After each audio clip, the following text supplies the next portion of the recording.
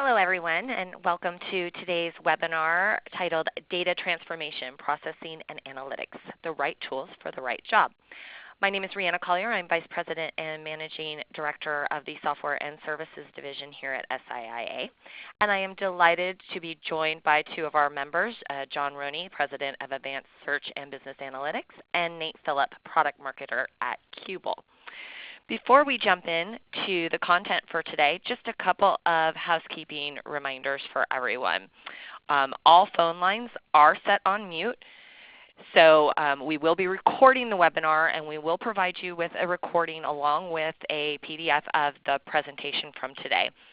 While all your phone lines are on mute, we do want to have you involved and engaged in the conversation and take any questions you have throughout the course of the presentation. So please, for questions, use the chat box there on the bottom left of your screen, and we will get to your questions following the presentation of the content. If we're unable to get to any questions due to time, we'll be sure to follow up. Both Nate and John will make sure that we answer your questions appropriately. With that, just quickly, for those of you who are not familiar with SIA and are new to what we do here, I just wanted to kind of share this slide with you. As the SIA, we are a membership organization. We represent the best software companies in the world. As you can see here, there are various areas where our members connect, they engage, and they collaborate with each other. In fact, today's webinar came about from our data and analytics community, and we'll be furthering today's content in future webinars with topics developed by our data community. So much of the content and activities from SIA stems from ideas and collaborations coming out of these communities. And beyond data, we have communities focused on marketing, finance, CEOs, customer success, product development, so basically something for everyone on your executive team. You can see here we have a number of events both in person and virtual for our members to share their content and expertise. But we also provide support to give your company additional exposure in the industry through marketing, thought leadership areas, obviously also providing some education through market research. We would be delighted to have you and your company at the table at SIA. So if you're interested in getting involved, connecting with and learning from fellow successful software companies, and really letting SIA help with your business development goals, please let me know. I'll make sure that everyone receives my contact details in our follow-up from today. Feel free to contact me at any time with any questions, ideas, suggestions. It's always great to get feedback from people out there in the industry. And then finally, I just wanted to share with you, as I mentioned, we have a number of in-person and virtual events that we put on throughout the course of the year. And so I just wanted to share this quick slide with you. It's kind of a snapshot of some of the opportunities available to you and your teams. This is just a highlight of some of the programs in the works for 2016, and we're constantly adding to it. So again, if you want to get involved or have any questions, would like to discuss further, please do let me know. With that, let's jump into why we are here today to talk about data transformation, processing, and analytics. So I would like to start by turning it over to John Roney, who's going to kick us off. John? Thank you, Rihanna. Welcome to everyone. Just like to say a quick word about the two presenters. Myself, I run a business called Advanced Search and Business Analytics, and we do big data projects. We started in the information product space, and we're working for a lot of other companies now that are using sensor data in an interesting way and big data, and we'll get into all those topics. And then Qubole, Nate Phillip is also on, and I'll let him introduce himself when we get to his section. But what I'm really excited about today is that Nate has some really interesting case studies which he's going to share with us. A lot of what I will try and do in my presentation is sort of explain the space, how all the tools fit together, hopefully put it in perspective for everyone. But then Nate will actually take it and then apply it to real live use cases and companies that have used the product working with his company. So as an agenda, this is sort of what we're going to cover. We're going to start with big data use cases. I'm sure you've read different areas that big data is being applied. I'm going to sort of define big data a little bit because I think sometimes it's sort of a word that's thrown around a lot. One time I saw a presentation where the gentleman had 60,000 records and he was calling it a big data application. But not to belittle my colleague there, but we're working in data sets a lot larger these days. One of the areas that I'm really excited about that I mentioned before, and we're working with companies in streaming data. One of the interesting things there is that I don't know if people are aware of this, but like say a plane that lands after a 2-hour flight, there's about 2 billion instrument captures that were taken on that flight that are then processed into a big data repository. Then there's lots of sensors and other things out there which are streaming the data, and this is one of the most exciting areas in the space. I'm going to talk a lot about the data processing and transformation. Once that data is captured through the streaming tools, then we look to process it and transform it and get it into another repository, whether that be a NoSQL database or data warehousing. And because it's emerging so much, we're going to cover a lot more in the data warehousing space today.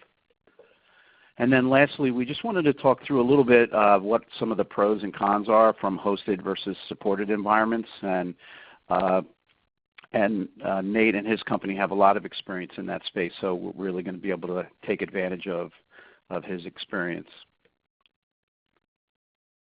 Okay, what are some of the big data use cases? One of the most elusive ones ever in business and in business intelligence is showcasing the 360-degree view of the customer. A lot of these tools will allow you to do matching and pull different data sets together from disparate data sources or data silos in the company. And that's something that's really exciting and that's been pretty elusive to businesses for a long time. Then the external information is social media data. Who's speaking about your firm in the social media space? And then what other types of information can you bring in from web logs and see what your customers are looking at, what they're abandoning in carts or whatever. The operational analysis, because now we can capture a lot more information looking at the production throughput and what is being done efficiently and what is not.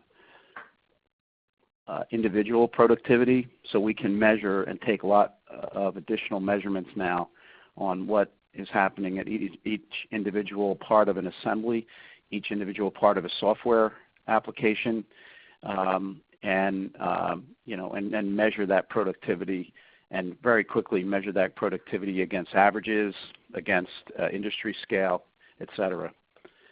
And the last item under this is the Internet of Anything, sensor data, status data, information that's pouring in at scale, which we can now manage and make sense of. I'm going to be covering quite a bit today on the data warehouse modernization. We're going to be talking about how we can expand that to include a lot more data sources. And then as we get into the tools that are being used that Nate can show you and speak to some of the use cases there, how are we able to improve the data quality as the data comes in. And I'll be showing you an example from LinkedIn and how they're doing that. Log data analysis I covered, the same with Internet of All Things. As I'm from the publishing space, information products are always near and dear to my heart. So what we've been able to do is bring in a lot more information. One of the companies that I worked with has every shipment pretty much in their database and bill of lading that covers the world. Trying to bring that into a relational database and process it at any kind of speed, and also to be able to play that back out in an information product is pretty much impossible without these technologies. And lastly, security, any kind of fraud detection, working with looking for trends. Right now I'm in the process of a discussion with a company who captures a lot of information, and what they're doing is helping law enforcement look for trends. The fraud detection as well, like if you look for certain patterns, or you can see in the past what people have done prior to committing fraud. The big data analytics let you look at that and then also predict who is a potential candidate for fraud and to keep on track of that. And of course, credit card companies use this in a big way. A quick slide. This is Qubole's survey, but what's interesting about it, and it's a little hard to read, I apologize, but what's interesting is that how many people are really involved in this. And there's two areas that I wanted to highlight, which I was a little surprised at. The first one being how much people are saying they're doing already in predictive analytics, as I don't think this is being done particularly well right now. But if you look at the third bar over there and the orange, that's like the top area where I can see where people are aspiring to do it, but in many cases people feel like they are already achieving it. The other area that's sort of interest is how low healthcare is. It's such a dominant, certainly a dominant debate on the presidential campaign, but it's also such a large part of our economy. You would think that there'd be more initiatives than this in the big data space. So what is big data? Sort of to put a little more definition around it. What we have here is the 3 V's. So we have volume, velocity, and variety. And a lot of this is because there's just been so much more available, especially in the variety space. Variety means that you're getting information from social networks, blog posts, logs, and a considerable amount of unstructured data that really just didn't fit into the traditional relational database tools. The volume, obviously, we'll be talking about logs and sensors. There's a lot of information coming through to the way of terabytes and more appropriately petabytes. And then the velocity. The information needs to be processed more rapidly so effective decisions can be made. So with all that information and these 3 V's coming together, the big data space really follows these 4 characteristics. Now these are fairly high level, but to make it cost effective, the industry wanted to find something that would run on commodity hardware, run parallel processing. The data is distributed on disk so that it can be redundant, and it can process more effectively so that the data is sort of distributed in Hadoop, for example. The distributed file system really allows you to push the data out into other places so that there's not as much disk contention. All right, so let's talk about the 3 or 4 topics for today. The first one is the streaming, which I talked about, but more importantly, managing those parallel streams. The data is coming from devices, users, sensors, or whatever, and they're not all coming in with the same priority. If someone's doing something presently on the website and they're having an issue on the website, I need to know that right now. If I'm capturing data from a sensor that's on an oil rig that's just reporting in basic statistics, I need to prioritize that lower. And this is a really exciting area in this space where you'll see as we go through it, there's a lot of interesting alternatives you can use to manage the streaming and prioritize the streaming. The next piece, which is also really coming forward, is the data processing side of it. What happens is that the data is all coming in, but it has to be transformed. In some cases, we want to look through the data and find keywords. If you're reading a bunch of Twitter streams, you want to see how often your company is being mentioned. And we need that data and all those transformations to be done in parallel. There's a lot of interesting developments in the data store area, mostly with NoSQL. So relational databases really just didn't cut it in terms of having to define all those relations between different data elements up front. And with NoSQL, you're able to do that more on the fly. And then the data warehousing, which we'll get into, as I said. Let me paint a picture or sort of a chart which tries to draw this into some kind of perspective and sort of put the tools in the right slots. What we're going to do is we're going to show each of these tools sort of as they're being used, and then also talk about the pros and cons of each based on the title of the presentation, trying to find the right tool for the right job. So here are some of the streaming tools that are really evolving and emerging. Kafka, which I'll show you how LinkedIn used that. My firm uses Kinesis in a big way. That runs on Amazon Web Services. Spark streaming. Nate will show you how that's being used. And I'll put more definitions around some of these as well as we go forward. Flume, which is a sort of an older but a very solid Apache project which helps you push data from one place to another. Azure, which is the Microsoft Cloud offering, has something now called Event Hubs. And I saw a couple months ago a really interesting presentation from Hortonworks where they've taken Apache NiFi and they've sort of wrapped it into a managed service called Dataflow. In terms of processing tools, sort of talk through MapReduce, Hive, a lot of different terms, interesting terms, Spark, Storm, Pig, and then Microsoft's Azure. So let me start with a little more detail on the streaming projects. In the open source space, I spoke of Flume, which is distributed, reliable, available service for collating, aggregating, and moving large pieces of data.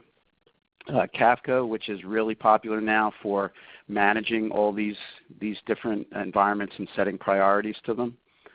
Hortonworks, I just spoke of the Dataflow offering. Kinesis, which is part of the Amazon managed environment, and Azure as well. The one thing to note here is that I'm mostly focusing on cloud-based or open source products. What you need to look at potentially is, in some cases, there are very strong commercial offerings as well. Tibco just bought a company called CloudStreams, and IBM and others have really effective offerings as well. Okay, some of the pros and cons. Flume is very reliable, and that's really important when you're pushing large amounts of data and you're pushing it on commodity hardware. You want to make sure that all of the messages that are coming through make it all the way through to the end. So having a strong audit stream. It's not as strong as multiple streams as something like Kafka or Kinesis. In terms of Kafka, very scalable, very reliable, adopted in many different cloud offerings. The setup and the support time can be a bit consuming, which is maybe another reason to use a partner. Kinesis streaming, you get up the setup and the management tools from AWS. From what we see, however, it doesn't quite scale as well as Kafka. So that's sort of a con in terms of Kinesis. Event Hubs, again, the setup and management tools that come off the Azure platform from Microsoft. It's sort of somewhat of a new offering, so it's not as mature as some of the others. And Dataflow has a very powerful user interface and management capability that they've put together. I think that's supposed to say utility at the end there, but it is a little bit immature. It's just launched in Q4 by Hortonworks. All right, let me talk a little bit through the data processing tools. I'm going to introduce some terms here which I'm sure everyone has heard of, but maybe doesn't quite have a full grasp of what they mean. The first one, which always gets me, is MapReduce, which is the framework for developing applications. And this really came into fore with by these major players like Facebook and Twitter and Google, who had to manage tremendous amounts of data. But the problem was that even though it was able to do a lot of different transactions concurrently or in parallel, it's basically slow to do things in batch. One of the ways I like to explain MapReduce is sort of looking at the Facebook use case, where when they want to rationalize who I'm friends with and who their friends are and what the overlap is, what they do is they do a mapping function. So it's really two steps. They map through a code value pair all of my friends, and they put that into the mapping phase. And everyone that I'm friends with, they find out who they have as friends. And then when I do the reduce, it does all of the computations on that and finds all the cross-section. And since everything is being done in parallel, it's very, very fast. Of course, that's a very simple example. One of the more exciting things is you can put a lot more computational analysis in on that in the reduce side of it. Then you have Hive on MapReduce. So we started using things like Hive to really accelerated Hive is sort of a table-based system with SQL-like interfaces. So what you're able to do with Hive is sort of take additional benefit of the programming that becomes available. Again, pretty slow. Hive on TES, you get 100 times speed improvement with that because it's a use of memory. TES is based on yet another acronym, YARN, which is yet another resource navigator or negotiator. PIG is a high-level abstraction of the MapReduce programming. So it's trying to abstract some of the complexities of MapReduce and give programmers tools. The other thing that's exciting with that is it can be extended with functions written in Java, Python, JavaScript, etc. Spark is a very popular offering right now.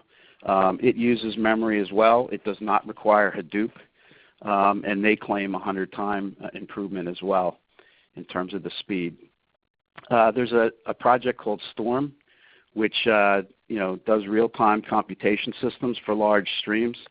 That does not use Hadoop. That runs with something called Zookeeper, which manages, or it doesn't run with Yarn, I should say, and that uses Zookeeper to do all the management and resource processing. Presto SQL, Nate will talk a little bit more about this. This is something I haven't, and my company hasn't worked with directly, but it does allow you to do interactive queries against data sources, and that was brought to the open source community by Facebook. And then we have Azure Streams. That's an event data processing service providing the real-time analytics. I'm just going to show a couple of slides which sort of show this in practice. If we look at what LinkedIn does, this is from LinkedIn's presentation when they put a product like Goblin out into open source.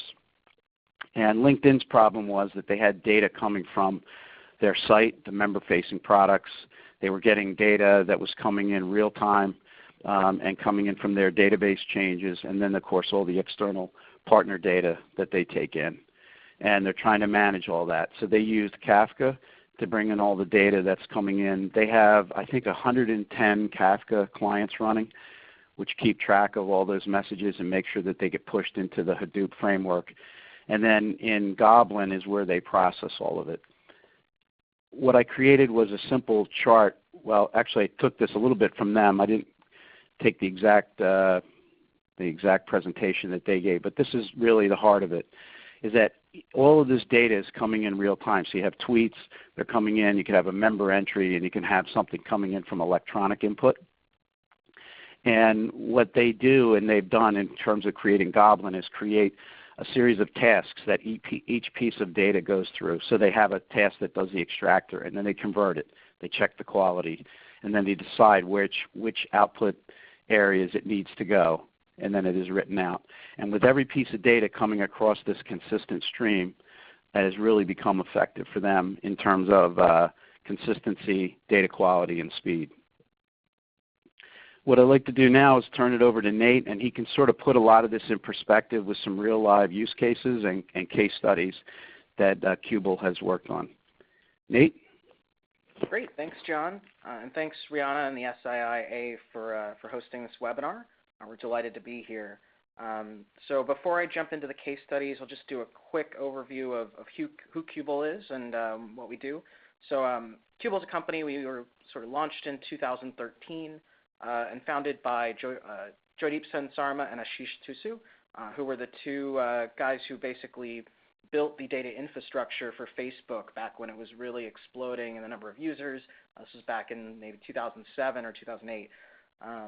So what they tried to do is build a very self-service and cloud-based analytics service to empower the employees at Facebook so that they all could get access to the tools they need to work with big data. And that's really core to the philosophy that we have with our product today. So we work on the three major clouds, Amazon Web Services, Microsoft Azure, and the Google Cloud Platform. And so I'm going to go through a couple case studies today, just talking about some of our customers and the engines that they chose and why they chose those to do their analytics projects. So we'll start with Pinterest. So Pinterest, I'm sure most of the folks on the phone are familiar. It's a unicorn company valued around $11 billion. They've got maybe, I want to say about 600 or so users at this point, or about 1 out of every 3 employees in the company that are using big data in some way, shape, or form. And this goes across engineering, development, QA, marketing. Every department at this company has some access and some interaction with big data. It's very core to their philosophy as a company. They've got 60 petabytes of data that's stored up since they were founded, and adding to that with terabytes of new data per day. But what's really interesting is just the sheer amount that they're analyzing. Think about 3 petabytes every day that they're crunching, where it took years to get up to 60 petabytes of data stored. They're processing so much because of the way that their product and services and organization are just so data-driven. So one of the tools that Pinterest uses is Hive, and that also is something that Qubole knows pretty well. Our 2 co-founders are also some of the authors on the Hive project as well. So one of the things that Pinterest can do with Hive is do major batch processing jobs on some of the historical data. So this is something that they use different tools to kind of manage this internally. So they've built a couple open source tools. One is called Pinball and also Pinalytics. So these 2 together handle sort of the scheduling and the workflows that Pinterest has in place. And then Pinalytics kind of federates out that access to people. So when their marketing teams or when other people in the department who are less technically minded or capable are trying to interact with big data, they have this support software that they are able to interact with in a interface that's familiar to them. And that was something that was really important, so that instead of thinking about, oh, I need to run a Hive job and set up a cluster and all that type of stuff, somebody who's a more business user will be able to just jump right in, start using a user interface that they're familiar with and comfortable with, and still get those analytics and insights that they're trying to do. So some of the examples of things that they're doing are informing for email marketing campaigns. What are the hot topics or hot products or pins, in this case is what they call them. What are the hot pins that people are going to be interested with and engage with in their email marketing campaigns, for example. So a lot of this kind of predictive analytics is going on in the back end using their big data stack. There's actually a really great blog post on the Pinterest blog. So if you want to go into more depth or see some technical details about this or some of their evaluation criteria, just do a Google search for powering big data at Pinterest, or feel free to drop me a line after the webinar and I'll help you get access to that blog post. But again, one of the and before we move on to the next case study, the other thing that they were able to do with selecting Hive as one of their first data engines is leverage that metadata that they have mapped out for Hive, and it was able, they were able to onboard new data processing engines really quickly and easily. So they have teams who are really familiar with Pig. You'll find a lot of developers tend to like it because it's something that they're familiar with or have used in the past, and they were able to support this really easily because of that metadata layer that they were able to use in Qubole, in our product, to start running Pig jobs without having to remap out all that data. Cool, so I'll go to the next case study here. We'll talk about DataZoo. So they're an ad tech company based in Boston, relatively new in terms of how I think they were founded in the early 2000s. So this is a small company. They're not necessarily invested in infrastructure. They're very much cloud focused. They've got lots of data scientists and analysts, people who really understand the business insights of what their ad recommendation platform can do, and people who can kind of get that thing up and running and working. They're able to get, I think it's now up to 1.6 million ads per second that they're recommending. So the volume here is just tremendously incredible. I think if you go back 5 years, getting 1 million recommendations per second was just kind of unheard of, and now it seems to be the new standard for really data-driven companies. And actually, they're also another unicorn company as of recently. So they're also processing many terabytes of data per day, not quite as much as Pinterest, but still a very sizable chunk. So they wanted to run lots of different queries, but don't want to have a dedicated staff to manage their Hadoop distributions and keep everything configured and running correctly. This is just something that the way that their company is set up, it's not a one-to-one ratio between their data engineers and the actual analysts and scientists getting the insights. They wanted to have something that had a little more leverage where it was less of a burden on IT administration resources in order to support their analysts. So again, they wanted to go with a cloud strategy, and they used Qubole. You can see a little bit of our interface here where we have a SQL workbench editor and a couple other different interfaces depending on if you're a data scientist or how you want to interact with the data. But we'll move on to their stack just to kind of show how the data is flowing in this case. So they collect tons of data from bids that they're doing, from retargeting platforms, from content networks, from social media, like all sorts of different places where they're trying to gather different information. A lot of it's coming in as streaming data. So you see they're a big user of Kinesis, the AWS product. And so one of the things that they're doing now is starting machine learning projects so that this bidding engine that they've built can not only perform at 1.6 million ads per second, but they can really optimize that using Spark and some of the machine learning tools that they have there in order to really optimize the way that their ads show up and the performance of those ads for their customers. So they're taking that streaming data and using Spark in the cloud to actually process it in real time through streaming and use machine learning algorithms to continuously improve their recommendations. And actually, there's a really great webinar if you're interested in learning more about data scientists. We just finished one, I want to say a couple weeks ago, with Beth Logan, who's one of the data scientists over at DataZoo. And she did a great job kind of overviewing what the different Spark features are that they're interested in using over at DataZoo, and showing off some of the capabilities that they have because of all of the automation that they have in place through this IT stack that they've built up in this case in the Amazon Web Services cloud. So again, if you're interested in learning more about that, happy to share the webinar recording from that session if you want a technical deep dive. The third and last of the case studies that I have to go over is a company called StationX. They're based here in San Francisco, or in the Bay Area, and what they're trying to do is become a tool for researchers and for scientists, medical scientists, to test and be able to query genetic data for any new drugs that they're researching or treatments or other healthcare related services.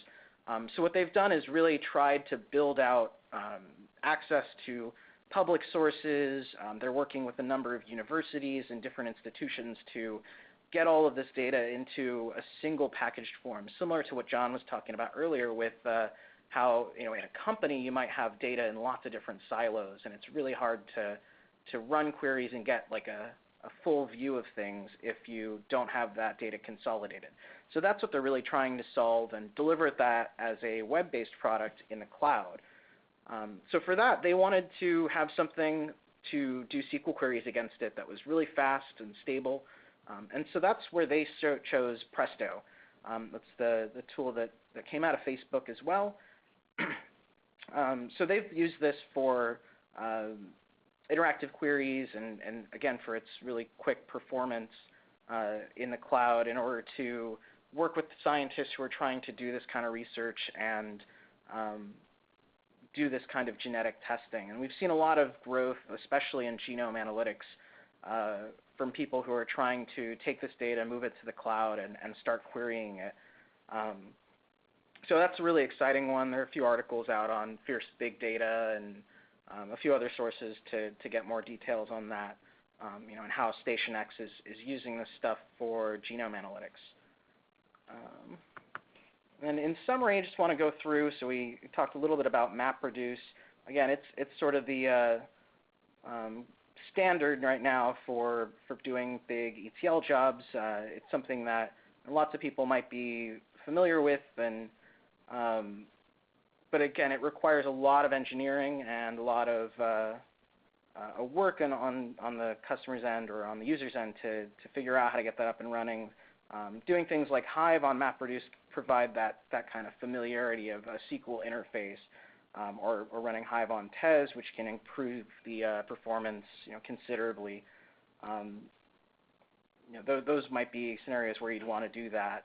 One thing we really love about Hive is just how scalable and how stable it is. So if you're doing queries on massive data sets like at Pinterest, where they have 60 petabytes of data, a lot of their jobs are running on Hive just for its combination of performance and stability or reliability. Spark is something we've seen that's really new and fascinating. It's been really seeing a lot of pickup amongst Qubole customers who get their choice of any one or any combination of these if they'd want to set up in their cloud environment.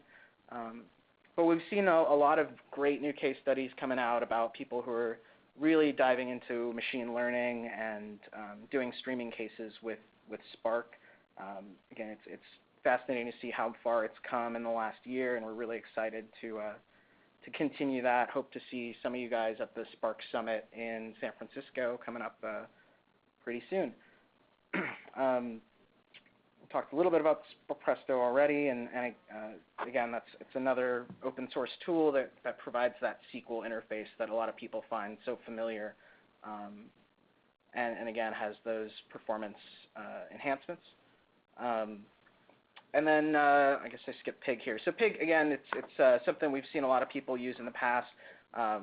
It's something a lot of developers might be familiar with. So we've seen a lot of cases where people are using Pig because it's easy to get trained, or that training is already existing out in the with their engineers.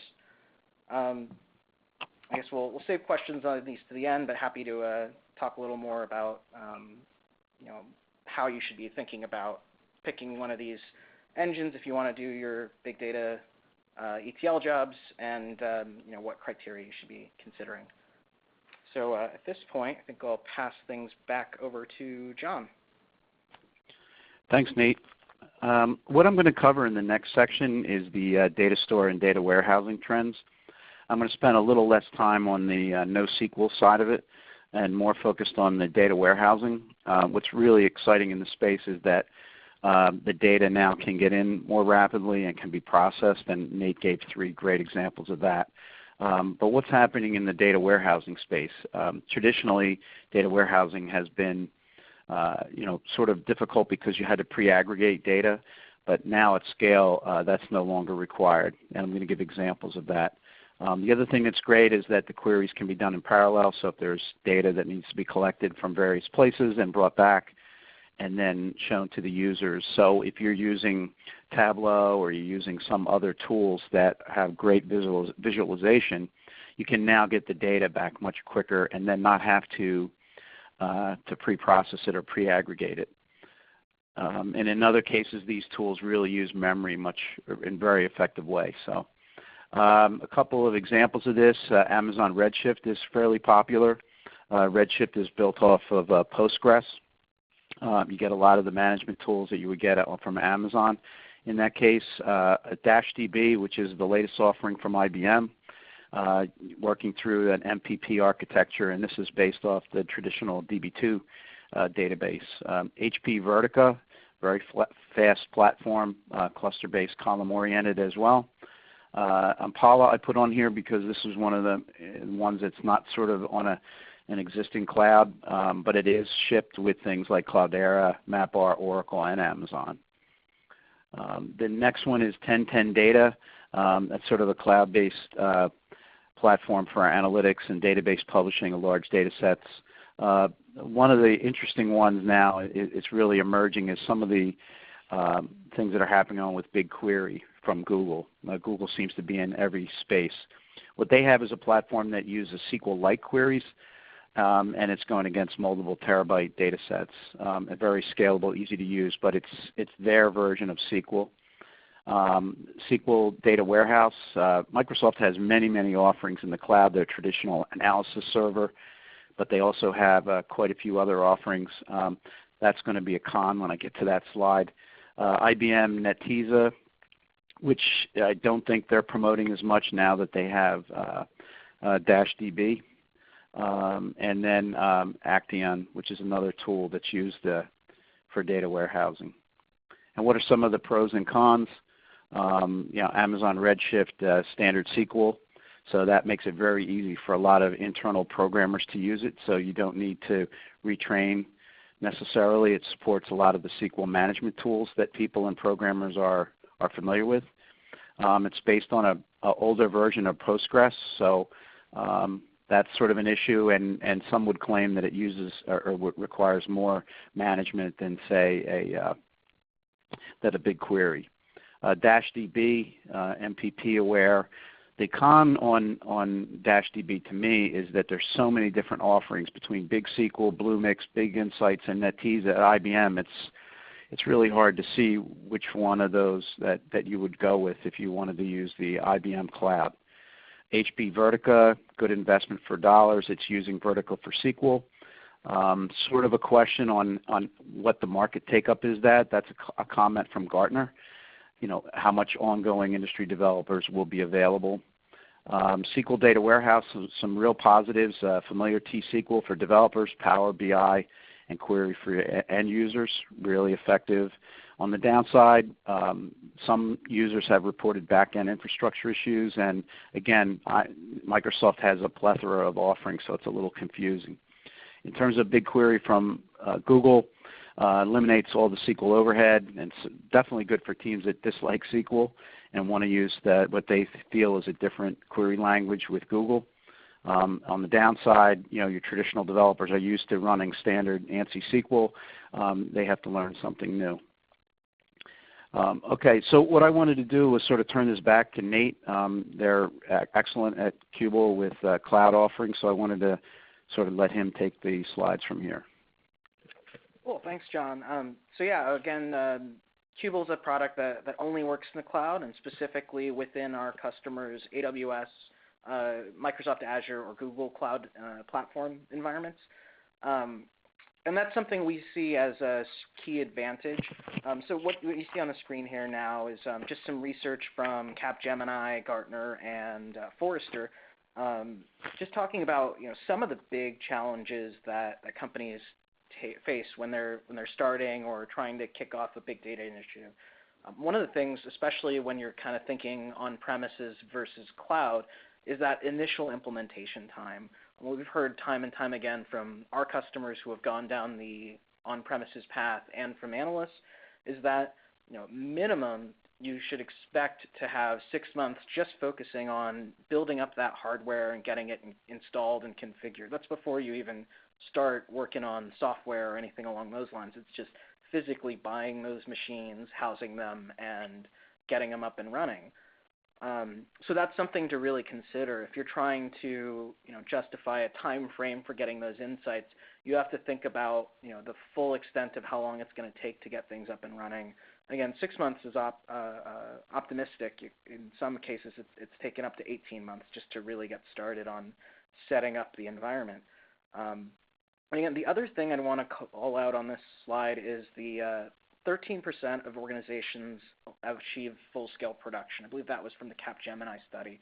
And that's something where, if you're trying to map out and plan for the growth of your big data project, especially on premises, it's very difficult to figure out exactly what your capacity is going to be at any given moment and how to plan for growth in that initiative, or how to plan not to overspend if you're not going to have that much in analytics going on. It's really and difficult to predict 6 months or a year and a half out what the capabilities of your organization are going to be from a business perspective in terms of what insights you're trying to get and sort of the size and variety of the data sets that you're working with. So that's why we see a lot of advantages in the cloud because of its agility and flexibility.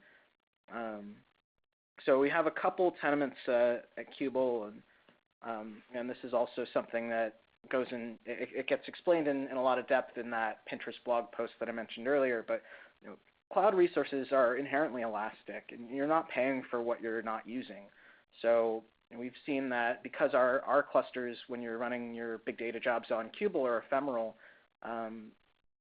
Anything from a couple hours to even minutes is all it would really take to do your job. So you're only going to be paying for the machines that are running those queries while they're up and running. Another thing we've seen is just the ability to deploy instantly and spin up clusters right away. You don't necessarily have to call somebody in an IT organization and schedule some time with a server. Maybe it'll happen next Thursday. You never know with an on-premises group what kinds of restraints you're going to have on those resources as lots of different departments and different groups try to run their projects. Luckily in the cloud you have access to such a vast amount of resources. There's no company in the world that's going to use up all of the resources that AWS can provide at any given moment. So you get to have that peace of mind that if you need to start a job and run it today, you're going to be able to do that, assuming that you've budgeted for that properly. But there's not going to be a physical barrier to you getting access to those compute resources. And then working off an object store helps keep everybody's data synced. So that's, again, when we're talking about having data silos and data replication and synchronization, a lot of our customers we've seen are just using S3 as their sort of single source of truth. And being able to build off an object store like that and have all of your business interacting with the same data, that's something that's really difficult to do on premises, but on the cloud it's kind of built that way. For governance and security, we support all sorts of different roles and permissions and data access settings. One thing you'll notice, is if you're thinking about doing an on-premises implementation, you really have to think, how am I going to hire the best and brightest security experts to make sure that my customer data is not going to get compromised? And so again, on our end with Qubole and our customers who work in the cloud, we are able to access and leverage some of the great work that companies like Amazon do here. So you never really have to worry about hiring that amazing security person because Amazon's already hired 100 of them for you. Same with internet scale. Again, you're never going to reach full capacity of what Amazon has to offer. And then isolated multi-tenancy, that's another thing to really keep in mind when you're evaluating different cloud offerings, comparing them against each other. So what that means, if you have your own environment set up, you don't want one group's jobs to be impacting another group's jobs. So if you're trying to run lots of different queries on one cluster, maybe it's an engineering group running some analytics and a business development group trying to do some market calculations, right? Because if you have isolated multi-tenancy, you can scale those jobs up independent of each other and have them not interfere with each other. You're not constrained by resources that some of the cloud vendors don't necessarily offer this. With Qubole, you're using your own EC2 instances if you're running it on AWS, and you're also able to set up as many clusters as you want. So you can run separate clusters, or you can run multiple jobs on that same cluster with multi-tenancy. So yeah, there's kind of a few main points to hit on why the cloud is more appropriate for big data than on-premises are. In terms of going through some of these different vendors, I'll pass it back to John for that. Thank you, Nate. So I'm going to go through these relatively quickly, but the main benefits of all of them are that, and I think Nate did a great job explaining it, is that instead of having your engineers have to prop all this stuff up, you take advantage of what's happening in the cloud and all the engineers that are at the different companies. Artiscale is at one that sort of is designed just for big data platforms, access to like Apache, Hadoop, and Spark. So if you made the decision that that's the direction you wanted to go, this would be a good company to investigate on the cloud. Amazon, one of the things to point out here is that their most well-known services are EC2, which is the compute side of it, and Amazon S3. Nate called out a really interesting thing here in that you only want to pay for the resources you're using. So you can have servers up or down or whatever. You can bring them up as you need them.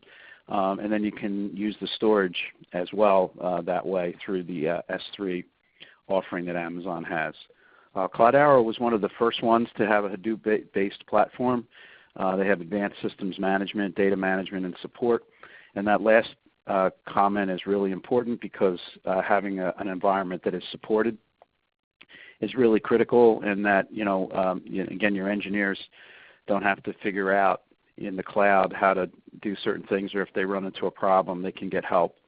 And they can get it from Cloudera and as well from Hortonworks, which has a whole stack that you can run on-premise. So it's in the cloud, or if you want to run it on-premise, you would subscribe to Hortonworks, and then you can run it on your hardware, which is sort of a hybrid model. IBM has what they brand as Open Platform, which is the industry standard Hadoop distribution. And they have some interesting things with Big Insights and Big SQL, which don't necessarily require the data warehouse that we were speaking about, in that you can get data dumped into a large data set in Hadoop, and then you can use their Big SQL, which gets very high marks in terms of performance just on basic data sets and basic queries. So that's something to look into. Azure is another really strong computing platform. I give Microsoft a lot of credit. They make sure now that they have environments that are running Linux, not just Windows. It's really quite an offering, and it was really exciting to see that the person that sort of brought the Microsoft Cloud and Azure to the marketplace is now running the whole company, which is a good signal. And then Qubole, which we sort of went through. Nate can explain a lot better than myself, but you can see that in the cloud, they have a great way of leveraging the data stored on Amazon, Google, and Azure clouds.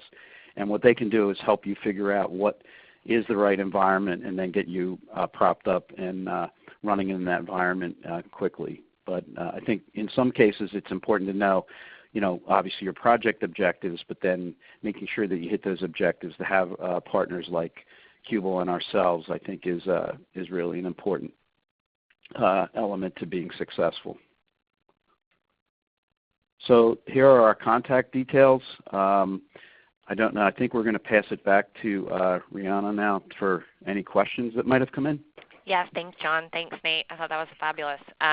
Let's jump in. We have a few minutes left. I want to try to address as many questions as we can. If there are other folks that do have questions, please, again, use that chat box at the bottom left of your screen, and we will try to address them right now or certainly follow up with you immediately. So first question, Nate, for you is for your the business side of the DataZoo example that you gave, how does the business aggregate the data within their business process? Is the data structured in any shape? Gotcha. Yeah, so all this data is getting written to S3 for DataZoo, and it comes in a variety of different ways. So some of it is certainly structured data, and I'm sure there's some proprietary nature to the way that they structure that data. It's core to their product. So they're generating tons of data just through their product alone. But in addition to that, they're also gathering data from external sources. And in that case, it's not necessarily structured. It can be a mix of structured data and unstructured data. So again, that's part of the reason why having this big data infrastructure in place helps them analyze both of those. So going back to the variety in the 3 V's that John mentioned earlier. Great. And then, John, I think this one's for you. So you didn't really speak of any of the NoSQL data stores like Mongo or Cassandra. Where do you see those fitting in? Well, those are really a large part of the infrastructure and the major strides we've all made with big data. I just haven't had a chance to really. There's just not enough time to get into those. But what those platforms do are, they're non-relational, meaning that you can store all different types of information in it. So if you have images or other types of large sort of comments on blog posts and everything, they fit much more naturally into those environments rather than they would in a traditional relational database. So capturing all that data and having, in effect, what I spoke about earlier with the variety of information. The other thing that's exciting about those is that you don't have to have those predefined relationships between the data elements. If you find one that you want to explore later, it's primarily an object model where you can then tie those pieces of information together at a later date or a later time. Great. And then Nate, back over to you. So does Qubole see success in any specific industries? Are there certain industries that are really taking on big data projects, or are these capabilities pretty industry agnostic? Yeah, so with Qubole, the success has really been companies that are adopting cloud first. So again, some of the industry or some of the examples that I went over earlier, you see a lot of digital native companies that is, maybe founded in the year after the year 2000, who have really gone in all in on cloud and built their products on cloud from the get-go. And so that's something we've seen as an early win. It's a very compatible nature. So some of the industries in that case are social networks, media companies, advertising companies, et cetera. What we're also seeing now more recently is enterprise adoption of the cloud in general and the migration of these big data workloads over to the cloud. So that's something that's exciting. It doesn't necessarily have a specific industry focus, although certain ones are moving faster than others. As you saw with some of that survey data, you can see, the healthcare industry, for example, is probably investing a little less outside of a few sort of research-oriented examples like StationX. Great, and kind of following up, one of the questions is that most of your use cases seem to be focused around streaming data sets coming in from website usage. Is that the best use case? That's certainly a major one that we see, but there are lots of different ways that data is getting generated today. So we're actually seeing a lot more in sort of the Internet of Things space. So another Qubole customer is Under Armour. And so they're using a number of fitness trackers and other ways that people are gathering data and aggregating that. This isn't necessarily happening in real time. Sometimes it's in large batches, or it's historical data or things like that. So no, it doesn't have to be streaming. But yeah, I think there are a lot of different aspects of the way that the web is evolving, where data generation is just growing and exploding exponentially. So again, we can point to stats like how all of the data generated this year is it's larger in volume than all of the data generated in all previous years combined, right? And that's really what's driving this data generation, and building out new use cases for big data analytics, because so many companies are gathering that data and storing it and trying to use it for analytics. Great, John. So what do you think are the critical success factors to begin a successful big data project? And kind of to add another question in there, kind of combine two here. Nate touched a little bit on what are considerations to keep in mind when evaluating the tools for those projects. But can you kind of add your thoughts on that as well? Yeah, the top considerations are always going to be the top. What's the priority, I should say, to look at a project is just get your project objectives right, and then try to get some sense of scale around it. It's easy. I guess some of the traditional ways of governing and managing projects is even more important here. The expression, great power comes with great responsibility. You're going to be playing with a lot of data. You have to make sure you get the decisions right. So defining the project as much as possible, It's always going to exceed probably the data estimates that you give, but to try and nail those things down first so that then you can say, okay, well, what kind of throughput am I going to get and in those types of areas, and then testing them. That's the other great thing about the cloud, is that you can prop up some data and play with it in the cloud, and then when you don't need those regions or instances, you can shut them down. Great. Nate, a couple last questions for you we've got coming in. How multi-tenancy works for Qubole. The question is it possible to know how much money I pay for each of my customers? Sure. So when I was saying multi-tenancy, that's within an organization. So Qubole has a dashboard where you can kind of monitor usage, but because it's operating within a cloud environment, so AWS, for example, there are a number of monitoring solutions that work on your data or on your clusters in Amazon, so you can monitor your EC2 instances within the AWS environment. So I think most of our customers, when they're trying to evaluate the costs associated with these, they're just doing it directly within Amazon. They don't need Qubole to do that because we're compatible and embedded within their AWS environment. Got it. And lastly, there's a good question here. What type of data cleansing challenges do your customers have? Obviously, I think we all face data cleansing challenges. Oh man, so many varieties. Yeah, I mean it's certainly a big challenge for companies. There are lots of different open source tools and ways that people are going about this. It really depends on the kind of data that you're dealing with. If it's internal business data, maybe you're building out maps to figure out how to standardize that data. If it's similar but not necessarily up to a very structured format. For unstructured data, again, there's just an endless number of tools for how to go about cleansing that data, and a lot of that stuff being supported through Apache tools. Great. John, Nate, thank you so much. We are at the top of the hour, so I want to be conscious of everybody's time. I want to thank everybody who joined us today and participated and for your great questions. As you can see again, both Nate and John's contact details are there on the screen. As a reminder, we will send everybody the full recording of today's webinar along with the presentation. So feel free to take a look at that, reference that, and of course contact Nate or John or myself directly if you have any questions or would like to kind of dig in a little bit further. So again, John, Nate, thank you so much for your time and your insights today. I think I certainly found it valuable, and I'm sure the rest of our audience did as well. So with that, I wish everybody a great rest of your day wherever you are in the world, and thank you again. Great. Thanks, Rihanna. Thanks, John. Thank you. See you.